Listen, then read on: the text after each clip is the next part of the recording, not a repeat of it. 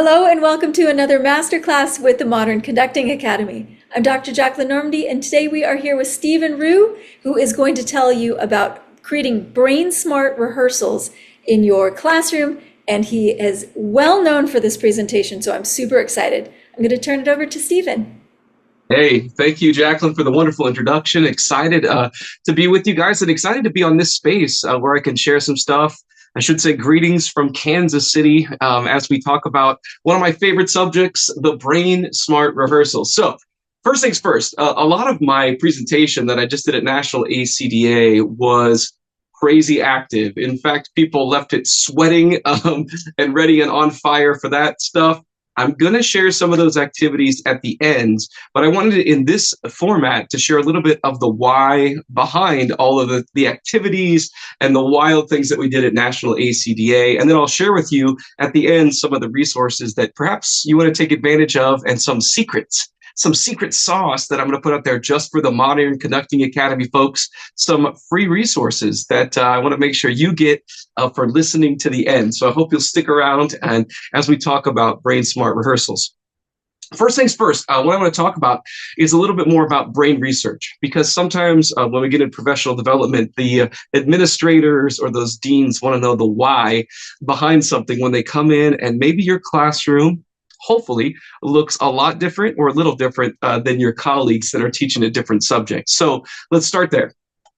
First of all, as I've dived into this stuff, one of the things I found really interesting was that we actually learned a lot about the brain from the 1990s until now. In fact, a lot of the brain model that we had from the 1960s, the 1990s, was just talking about the hemispheres of the brain, the right and the left hemisphere. And we've definitely grown a lot since then. Back then, they were naming things. Like in 1957, they discovered dopamine as a thing. They didn't really know what it was doing, but they knew that it existed. Okay. And so there's several things that we've learned about the brain through research that I want to talk about here. First of all, neuroplasticity. So neuroplasticity. Everybody do that with me real quick. Neuroplasticity. And this is the sign for change. This is the sign for brain. So really we're saying brain change. When I was a kid, and I'm not going to give away how old I am, but as a child in the 90s, we just started learning about the fixed brain versus the malleable brain mindset. The fact that we can actually change our brains, that our brains can grow. For a lot of people before that, they thought that the brain was static and that someone had intelligence, and that was all they had. But we've learned a lot since then. We've learned that neuroplasticity says that we can constantly change, we can adapt, we can respond to the stimuli that's around us. And learning actually involves creating new connections. So when our synapse fire between those neurons, the brain is not fixed. We also have learned that repetition and reinforcement of information or a skill strengthens the neural pathways associated with learning, making it easier to recall information in the future. Okay, so step one of brain research we're going to talk about today is neuroplasticity. The second thing I wanted to mention for you guys is the brain state. Now, this is higher pie in the sky type stuff, and I really would like to show you a visual aid with that as well, because a brain smart rehearsal involves all modalities for the mind to encompass. Okay, so one of my trainings that I was a part of that really kind of started this journey for me was to go down to Florida on a training for something called conscious discipline. Now, conscious discipline was by Dr. Becky Bailey, and at the time I was teaching fifth and sixth grade. All right, so within my coursework, I taught fifth grade general music, and in sixth grade I taught choir. So every kid either had general music. In fifth grade, I had every kid, so 280 or so kiddos that I taught in fifth grade. And then in sixth grade, I would have 160 kids in my choir in sixth grade. And so in teaching that, one of the things I dealt with a lot were behaviors, right? So if you can think about a fifth and sixth grader as they're growing up, their brain is growing, they're growing. And one of the fundamental things that the district set out to do is send me and a few core teachers down to this training in Florida called Conscious Discipline, with the idea being that we would be able to help those kids that were having trouble helping themselves when it came to behavior. What happened for me, though, was a transformative moment for just the way I teach my content. not just how I deal with behaviors, but how I deal with the actual content I'm trying to teach to kids. And one of those things that I learned was that the emotional state, the way our brain, the state our brain is in, actually has a severe impact on whether we can even comprehend or learn anything at all. And so Becky Bailey has a thing called the brain state model. All right. So we're going to use our hands here. So I want everybody sitting out there in the world. We're gonna talk about the three states of the brain as it comes to Becky Bailey. Those are our executive state, our emotional state, and our survival state. You've probably heard of these before. We have our executive state. That's the one that we really need to think, to problem solve, to come up with strategies, to perhaps learn higher level thinking skills like, singing crazy chords, and making sure we can sing in tune with those around us, making sure we have the right embouchure, making sure we have the right placement of our voice. Yeah, that all typically happens in the executive state when we're at the higher levels.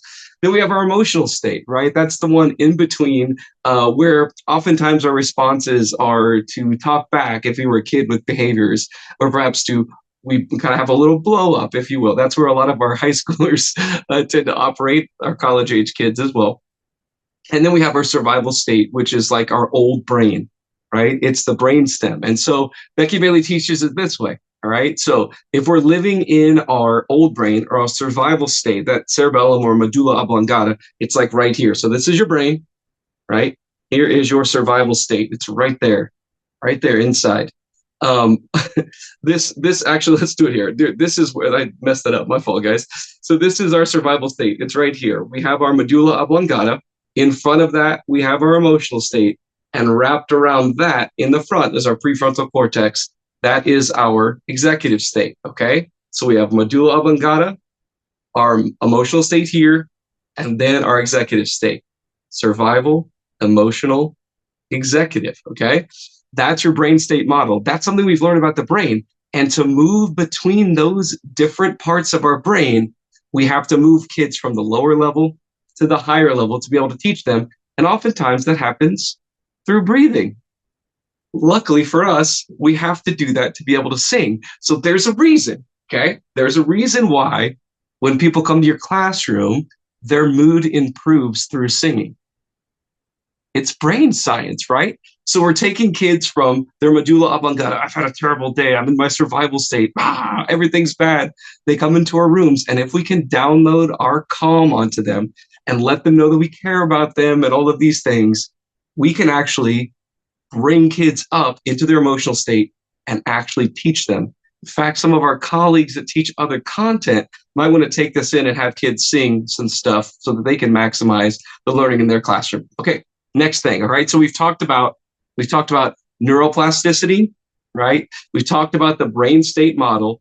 And now we're going to talk about active engagement. This one makes perfect sense, right? We all know that when we're active, we're moving, we're playful, we're moving, we actually are way more open. Our brains are way more open to being able to experience a subject. We learn more by doing something hands-on. This is the reason classrooms now have moved away from sitting in straight rows, right? Because we want kids to be up and active. Different areas of the brain also need to be involved. We know that the different cortexes of our brains, we have the motor cortex for physical skills, the visual cortex for visual information, and our auditory cortex for auditory information. All three of those are engaged when we sing. Okay, I know the brain research stuff, me too. I've got two more things for you. And the next one is dopamine. So one of the things we've learned since the 1990s about the brain is the importance of dopamine. Dopamine is that neurotransmitter. It was discovered in 1957 by a dude named Lund, who discovered this as he was a pharmacologist, and he discovered that this was something that was happening into our brain and causing us to have pleasure. Dr. Becky Bailey calls this joy juice, and we can use it to our advantage when we teach our students. Dopamine can really, really motivate not only us, but our students. It's the reason our phones are so addictive, you guys. Like when you're sitting on your phone and you pass that level of King's Quest, let's say, or whatever it's called, Royal Match, that's the one. You're playing Royal Match or Candy Crush, you pass the level, you get a shot of dopamine. And that's why you keep coming back to that. That's why people look for the likes on their phones, right? And that's the reason phones become so addictive, because we love the novelty of a game. Speaking of phones, Attention spans are the last part of brain research that I'd like to share with you guys. Dr. Gloria Mack is a researcher, and she has shown, oh my goodness, this is crazy. Our attention spans since the invention of digital devices, based on her work, have gone from 2.5 minutes back in 2004 to 47 seconds today. 47 seconds today, right? That's like a YouTube commercial. And then we're lost. That's 66% in the past 2 decades, right? And as an educator, we've seen that, right? And so as a general rule in my classroom, what I tend to do is I would assume that my students' instructional, like their attention span for any task I'm going to give them. Obviously, I can't do 47 seconds. So what I do instead is I try to make them active and engaging. And every 1 minute for every year age the kid is like the maximum. And we should max that out at 15. 15 minutes is the most you should ever be doing anything in a sitting of one activity. You cannot drill anything longer than that, or you've totally lost them. And the shorter we can do that, the better it is. Meaning, in a 50-minute activity, right? I try to shoot for 9 minutes per activity. In a 50-minute course, you would do that. You'd have 5 different activities, 5 different separate things, different modalities that you would switch out. And no matter what task it is, no matter what you're doing, 40% into a lesson, you must find a way to have a brain break. It kind of relates back. There's a great book I've been reading actually the last week or two. I've been doing a lot of driving, and I love to take a book and have it on tape. And I love this dude named Dan Pink, P-I-N-K, like the color. Oh, I guess it's right here. Dan Pink is an incredible guy and shares a ton of information. He takes all this research and he kind of dives it together. And he talks about in his latest book, Time. He takes you through like the basis of a day. And I would say this is the basis of our instruction. And basically what he says, as we go through the day, we rise, we hit a peak, 40% later, we fall into what he calls the trough, which is lower than the start. And then all day long, we work towards recovery. So we start the day, we go to a peak, we go to a trough, we go to recovery. Unless we do something to shorten that trough, we will fall into what I call the black hole of learning. Okay, so how can we improve our brain? That's where we're going to get into some other stuff, and I'm going to start talking to you guys about the secret sauce. The first thing that I've found in my teaching is to use novelty. Okay, using novelty is one of the things that has totally changed and transformed my teaching. I'm going to share with you some novel ways that you can teach and get you thinking about those. Secondarily, I want you to develop a playful mindset. You might notice I do stuff with my hands. We're always doing stuff with our hands. But a playful mindset can change the way you have your students learn in a very brain smart way. Our brains are wired for play. Look at animals out in the wilderness. Have you ever seen them playing with one another and hitting heads together like those elk or whatever? They're playing. They're learning territory. They're learning how to interact with one another. And then I want to talk to you guys about threads. This is a way that we can rewire the brain to learn any complex subject by breaking it down into its primal things. All right? There's the intro. Are you ready? Let's talk about novelty. Okay, I want you to think about a memorable day in your life. Okay? What made that day stand out to you? I bet it was something novel. I remember the day my son was born. That was a very novel day. It was nothing like the day before. Certainly, it changed every day after that. It was a novel day. It was something that's ingrained in me forever because it was fresh. It was different than the day before. Why can't we do this for the way we teach our singers? The important stuff, we need to find a novel way to do it. I cannot tell you how many of my colleagues come to me and they say, it's just, my kids hate sight reading. We just don't work on sight reading. And I always say, well, how are you doing it? Because it must be boring. My kids love sight reading, and we'll talk about some of the strategies I use. We don't just sight read. We play games with sight reading. We audiate. I have a game that we play where I get on a lightsaber, and when I turn on the lightsaber, the kids sing, When I turn off the lightsaber, they audiate, and we go through the entire piece that way. Sing, audiate, and then a kid comes up, and then novelty, their friends doing it, not the teacher. Try try it. It'll work. Try challenge mode. We use a thing called Sight Reading Factory. Challenge mode, it's a timer. If you use a timer, the brain wakes up. There's two types of stress. There's the good kind and the bad kind, right? Learning actually happens when you have eustress, the good type of stress. Adding a timer to what you're doing can help. Sight read a measure behind. I saw one of my good colleagues, Chris Muntz, great dude. We actually went to college together. Me and Chrissy go back. We were in a barbershop quartet. Shout out to my friends at the podcast. But Chris and I go way back, and he shared with me just last week that he does a thing where he has kids sight read with their eyes closed. And I went, that makes no sense. You can't sight read with your eyes closed, dude. That's crazy. But what he does is instead of showing them the music, he describes it. So think a unison sight reading exercise, and you would say, okay, a dotted half note on do, followed by a quarter note on ti, followed by a whole note on mi, followed by a whole note on re, and then two half notes on do. Think it, ready, sing. Oh my gosh, you want to talk about the brain popping with a novel activity? Every single one of your warm-ups, every single one that you do, and can we talk about warm-ups for a second, y'all? Can we not call them warm-ups anymore? Aren't they really us working on technique and efficiency? Isn't that what we're really doing? I mean, maybe right at the very beginning when you stretch, you're warming up, maybe. But after that, aren't you just working on technique? Aren't you just working on efficiency of the voice? I know. Think about it. I've stopped writing warm-up on the board. I write technique and efficiency, and for some reason it makes me feel smarter. I don't know. Make sure every warm-up has a purpose. That purpose could be fun. Maybe that's all it is. Make sure every one of them has a movement. Name those movements after a kid. So if they come up with something, we have a beautiful warm-up that we do in class. It's called Shea. It's a beautiful extension exercise with vowels. And one such day, I said, we really need a movement to show us to make the legato line. This is 6 years ago. And one of my singers did this with such flowing up onto her toes. It's perfect. Her name was Aubrey Arnett. Since that day, I will say, add the Aubrey Arnett, and we'll do it within a song. We'll do it within a warm-up. It's novel.